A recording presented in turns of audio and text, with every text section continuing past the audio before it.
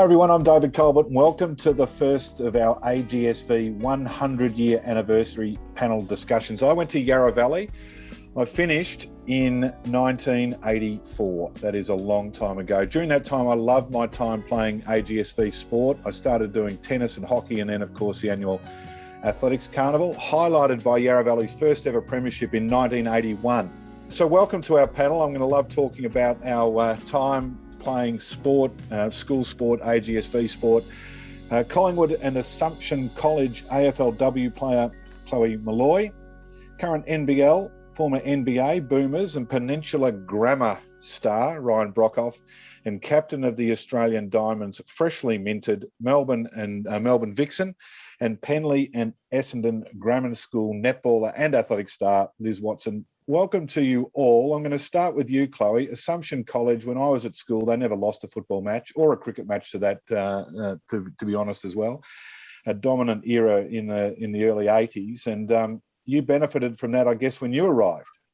Yeah, I didn't obviously play football or cricket. That wasn't something that I could do, but it is now, which is awesome. But I was offered to play a lot of sports, including softball and basketball. So basketball was the one that I thrived in when I was at Assumption. When did they start playing cricket and football? Because a lot of the schools now have got AFLW, women's football programs, and cricket as well, which, you know, it should have been there for a long time. But it's wonderful to see that girls have got the same opportunity now as the boys at school level. I think I just missed it. So I graduated. Not a lot of you are probably going to enjoy hearing the year that I graduated, but 2016 I graduated. So I think it was only a year or two after I'd left that they had started offering up football and cricket for the girls, and they've asked me to come back and you know, be involved in that, and I'd love to when I find a bit of time. So I missed the ship there, unfortunately, but I think I played a small part in maybe pushing and planting the seed that girls should have the same opportunities as the boys. And what are your memories of playing school sport at Assumption?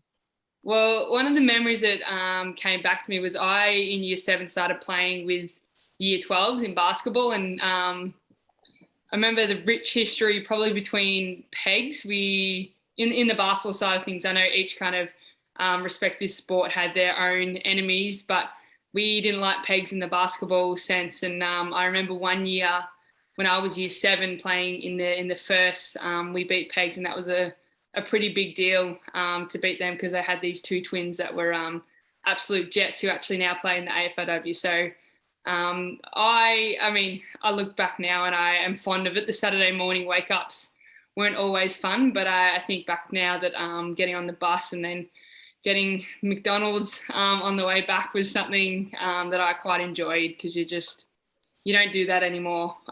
Get on the bus and just sit with your friends and just chat. So that's something that, you know, I'll reflect back on for a while and keep fondly to me. Liz, did you have a disdain for Assumption like Chloe did for pegs?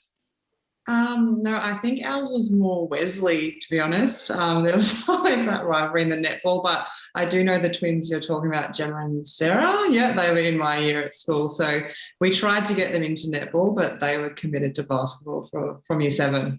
And so you were, you know, been a netballer through and through, and I guess, you know, you've now achieved a lifelong dream of just being recently announced as the netball captain, the Australian team captain. It's amazing. So congratulations. Thank you. But also, you know, athletics and being a sporty girl, you were probably into everything, I would imagine. Yeah, I did everything at school: swimming, athletics, touch footy was my Friday night summer sport, and I did that because it was a Friday night, so we got to leave class a bit earlier. But I was athletics. I was in the 400, so I think because we had really good sprinters, really good long distance athletes, so they said, "Oh, Liz, you play sport, you can do the 400," because no one liked that. So that was my event in school. But yeah, I just got involved in everything throughout school. And so you talked about Wesley, and you know, they sort of cut across. My boys go to Wesley, so APS, but they cut across the AGSV and APS competitions depending on what sport they're in. But it was one of the things about, from my perspective of AGS sport, was that, you know, you went to Mentone and you went over to Assumption, and the rivalries week in, week out, you just used to love. There was always something about the team that you were playing. Didn't matter what sport. For me, it was Mentone in athletics. They were always a bit too good, or whoever it was. There were rivalries left, right, and centre, which I used to love. How about you? Yeah, absolutely loved it. And I think we could see it a lot with the football program as well at our school. So Friday afternoons, we used to go out there and watch. And I think it was Pegs and Assumption in the footy just had such a big rivalry. But I think it was such a good culture for the school to be able to be part of that. We loved when people would come into the netball on a Saturday morning to support us. And there was kind of that buzz throughout the week when you knew you had a big game on the weekend, especially with a rival school. Everyone seemed to know at school, which is pretty cool. Ryan, I'll bring you in because you're only at Peninsula for 1 year, but boy, you made a difference because I think you took the team from 6th or 7th to the championship. So you just went straight in, went bang, and then off you went to the AIS. Yeah, I was very fortunate to at least get 1 year at Peninsula, and that was all thanks to being able to get a scholarship there.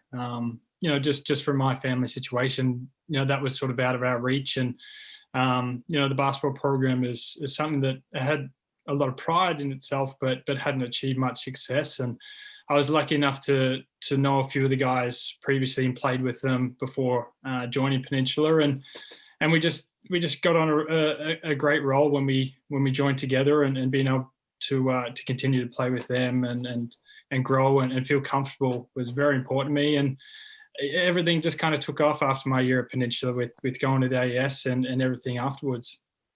What was it that you liked about the team element? Because school sport, right, you've got, and you would have been the star of the team. So, Liz and Chloe, we've talked about their involvement in their particular sports. There's the star, but the school sports scenario is that it's inclusive of everybody. If you want to put your hand up, you put your hand up. You have a trial. You might have a first or a second team. What was it that you liked about that team environment?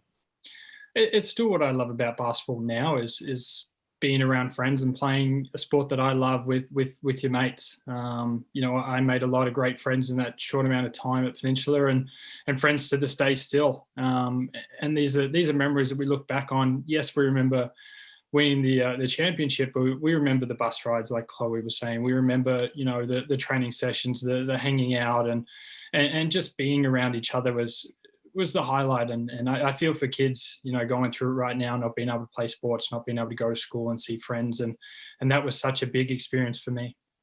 And what about the coaches? Because they're bringing in, professional coaches and not necessarily the teachers. In my day, it was the science teacher was the hockey coach. And I was a bit lucky because Alan Crawley, and he was in the Olympic final when Bob Beeman broke the world record. So he wasn't a bad long jumper. So our athletics team was in good hands with him and Mr. Lethbridge, who was a Commonwealth Games decathlon medalist.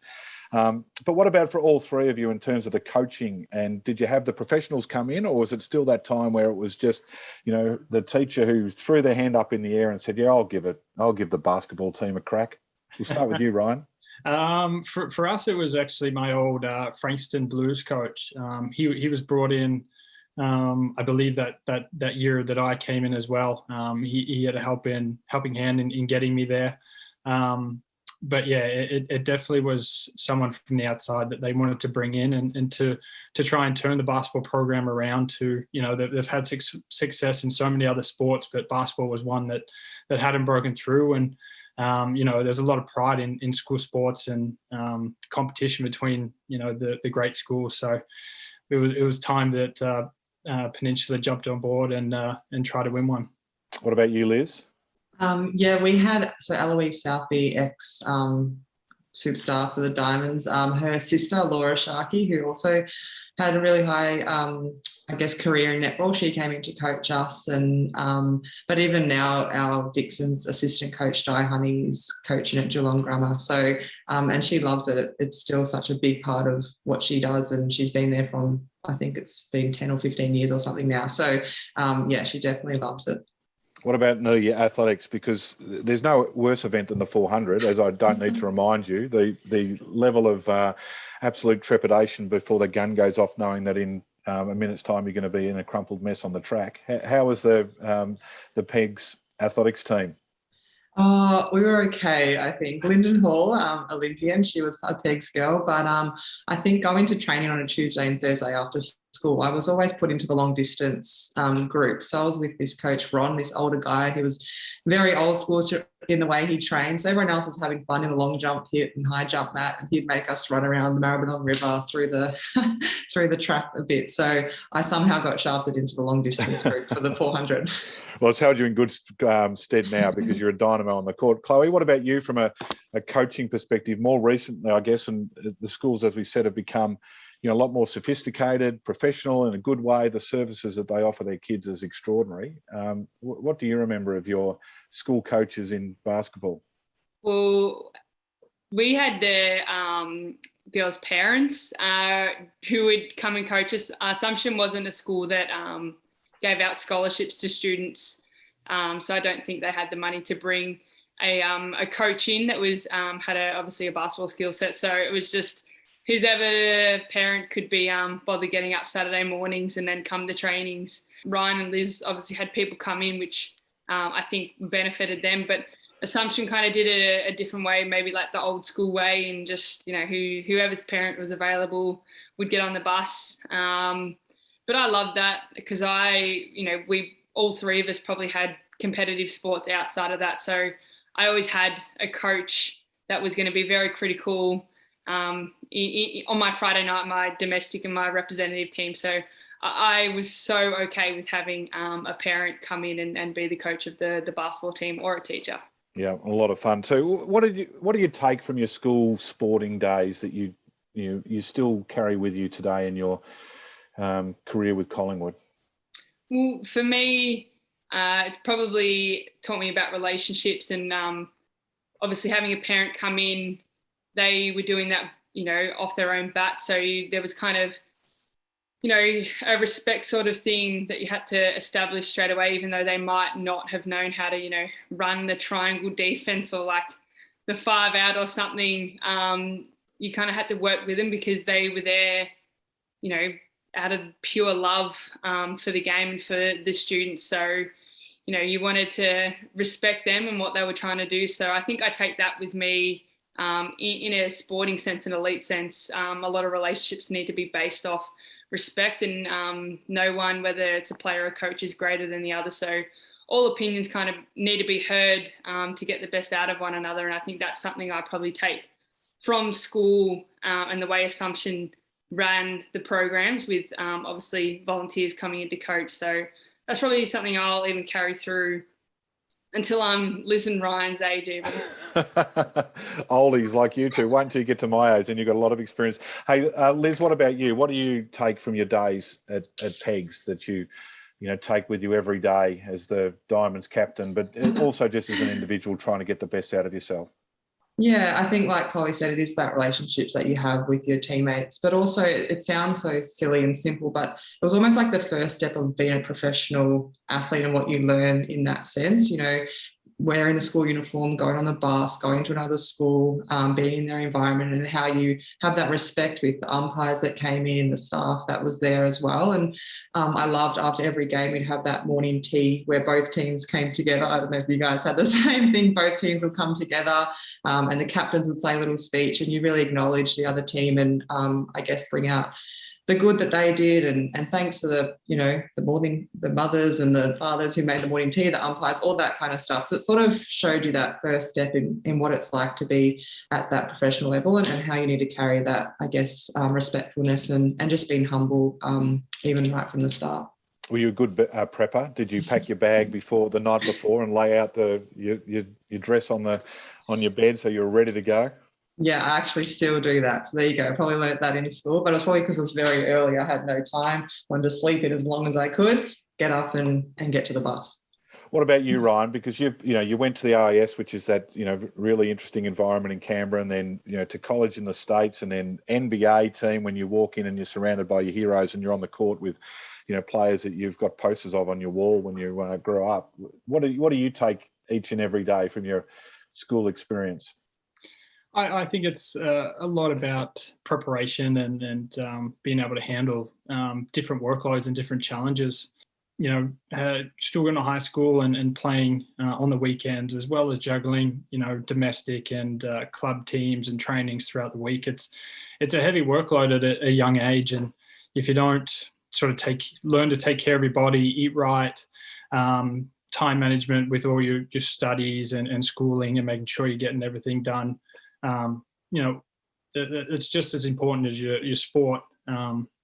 That's sort of what I took through, and I was lucky enough to go over to college in the States. And again, it's just another sort of step up from high school, but we're still juggling studies, we're still juggling sport, and all the other personal needs that you have.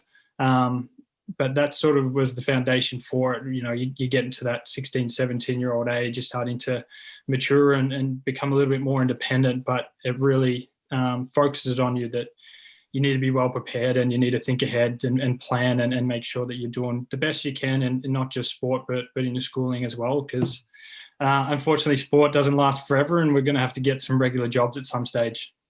Yeah, I can guarantee you that does happen at some point. The bones get a little old.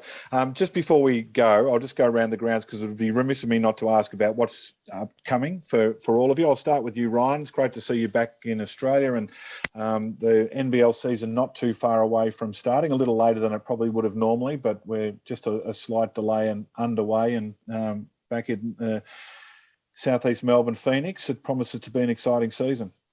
Yeah, it does. We're lucky enough to bring the core group of last season's team made to the semi-finals back. So we're excited, and we just started pre-season last week. So everything's ramping up. Season, I believe, starts for us December 4th. It's coming around pretty quickly after a lot of unknown and sort of dates getting changed and pushed back. So to finally have a date is something to look forward to and something to prepare for. And that's what I'm really looking forward to, just having a good season and building on what we did last year. And with a new club like Southeast Melbourne Phoenix, sort of getting really connected to the community and the grassroots around the Southeast. Chloe, AFLW just continues to grow from strength to strength, and another season about to get underway. Yeah, so we've started pre-season. We're into the second week of pre-season. So how's that going? Good. The lungs held up. No, I think it was more just excitement to be back, especially with the world we're living in at the minute. There was probably an added element of just wanting to be around people and socialise and be able to legally see your friends and have, I guess, an excuse that a lot of people don't have to be able to be under the one roof with multiple people. And yes, it's work, but I think I look at it and I'm very grateful that sport is something that we've managed to keep going and push through. And as Victorians, we keep pushing through. But I think in the AFLW sense, it was just more exciting to see people in flesh and meeting the new ones that have come on board.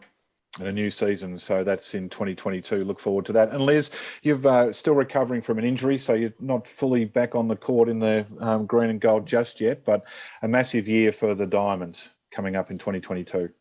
Yeah, huge. We've started our Vixens pre-season in about a month's time, and then we're hoping to get away to the UK in January with the Diamonds to play a quad series, or it could be a tri series. We just have to wait and see who can get there, which will be pretty quick, get there, and we're kind of play it like a comm game, so almost like a tournament style, get back home and start our domestic comp, and then once that's over, I think we've got about 2 weeks before the comm game. So it's a pretty big year with netball, and then after that there'll probably be some more international matches at the back end of the year. So just came back from a camp with the Diamonds, and unfortunately we were supposed to be playing against England, but they couldn't get over restrictions and borders, and we know what it's like. So it was an excuse to have a squad camp, which was great. So we'll just wait and see what happens from here. Hey, thank you. It's sad that we can't all be together in a room celebrating with all of those that have been a part of the AGSV sport for 100 years, but we really appreciate your time today. So to Ryan, Chloe and Liz, thank you. No worries. No worries. Thank you.